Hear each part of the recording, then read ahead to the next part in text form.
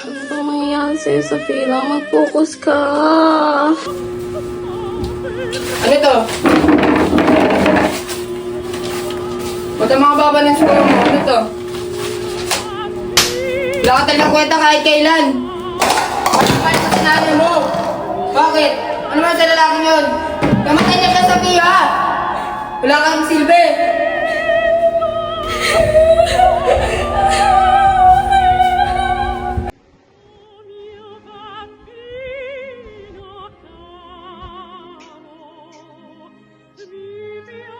Saan ka galing? Ba't ngayon ka lang? Hindi ka nga dito?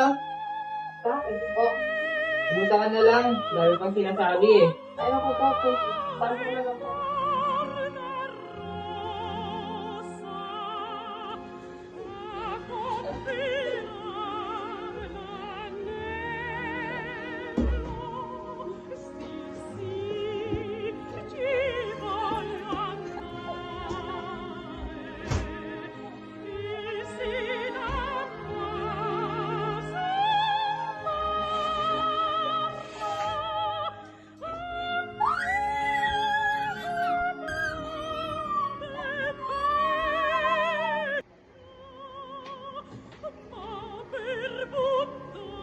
Sobrang dami na ng pasamo, ma. Sa akin din. Kailan mo ba idedemanda si Papa? Hindi na tama to.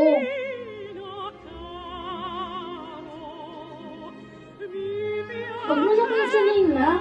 Bakit sa tira nasa taas na? Parang tayo marito at tulungan tayo.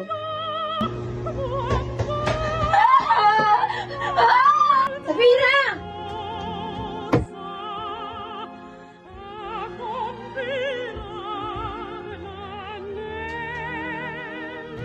Matapang ka? Ha?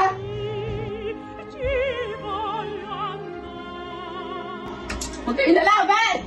Walang iya kayo. Demonyo ka! Lumayo ka sa mga anak ko dahil kahit kailan hindi ka nagpakalalaki, hindi ka nagpakama. Walang iya ka. Papakulong kita pati ba naman ang anak ko?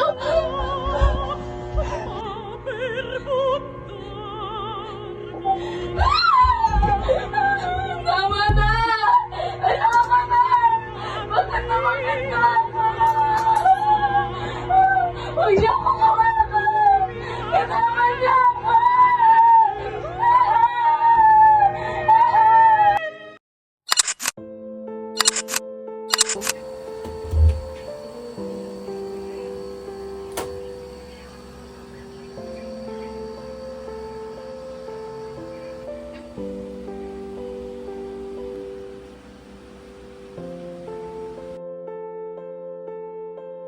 Daga, nanda ako.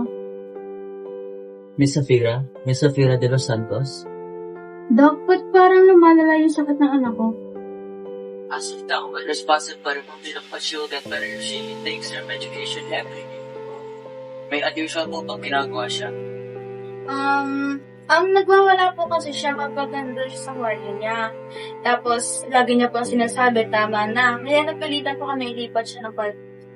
Ano po nangyayari sa akin? Kasi po sa sinabi niyo before, I think ang dahilan kung ba't po siya namawala is sa naalala po niya ang nangyari sa kwarto.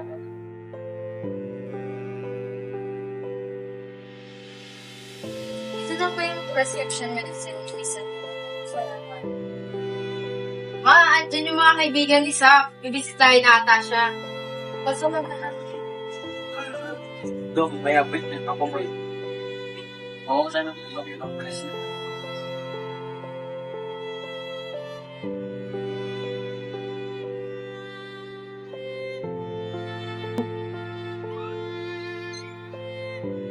Saf, nandito kami ni Kyle.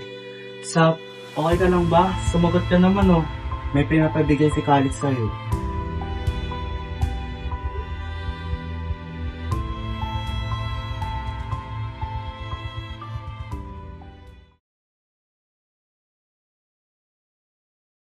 Hello, Safiko. For the girl I love more than words can express. The first time I saw you, para ka nang gagalaiti sa galit dahil kay Drew. Ang cute-cute mo roon. Parang huminto yung mundo ng oras na yun. Sa unang pagkakataon, parang ang gaan-gaan ng mundo ko. sa paggalaw ng mga buhok mo, at hanggang kung paano kumurbang yung mga labi. Ang ganda-ganda mo, mahal ko. Sa bawat pagmulat ng mga mata ko, ay ikaw ang dahilan nun. You're my strength and my reason. Sa bawat sandali na magkasama tayo, mas ginugusto ko na lumaban. Pero sorry. Sorry hindi ko sinabi sa'yo. Sorry kung hindi ko ginaya. Sorry kung nanalo ang sakit ko kaysa sa pagmamahal ko sa'yo. Sabi ko sa'yo malakas ako. Pero mas malakas pala tong sakit ko. Tinanggal ba naman ako sa buhay mo? Mahal na mahal kita, Safira. You may not love me for the rest of your life, but I love you for the rest of mine. Sa susunod na habang buhay, Safira, mahal na mahal kita. Mula nung nakilala ko si Calix, dinagdagan niya ng kulay ang mundo at paligid ko. Sa bawat araw, lagi akong na-excite dahil alam kong makikita ko siya. Tinulungan niya ako maging masaya. Pero siya, tinanggalan ko siya ng karapatan na sabihin sa akin yung nangyayari sa kanya. May sarili din siyang pinagdadaanan, pero mas nangibabaw ang takot ko.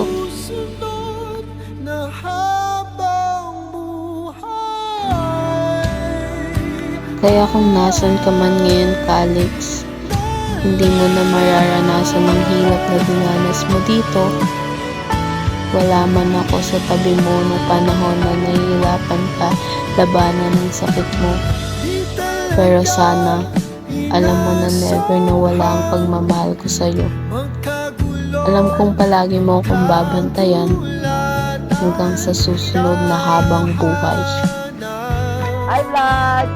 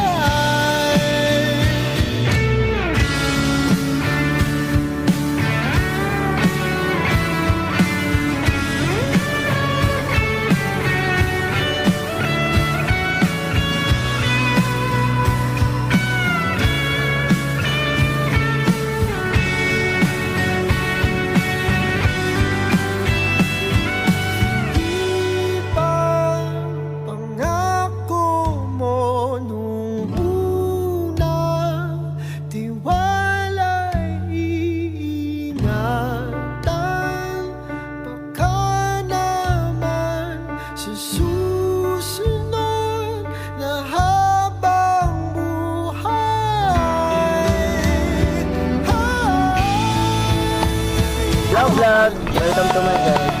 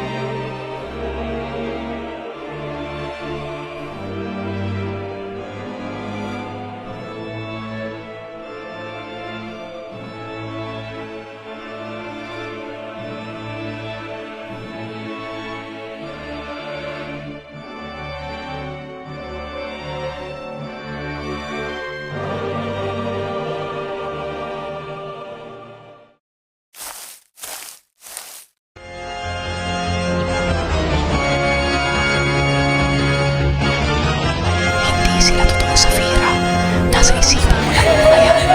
Nababaliw ka na. Wala ka na sa tamang pag-iisip. Mahina ka.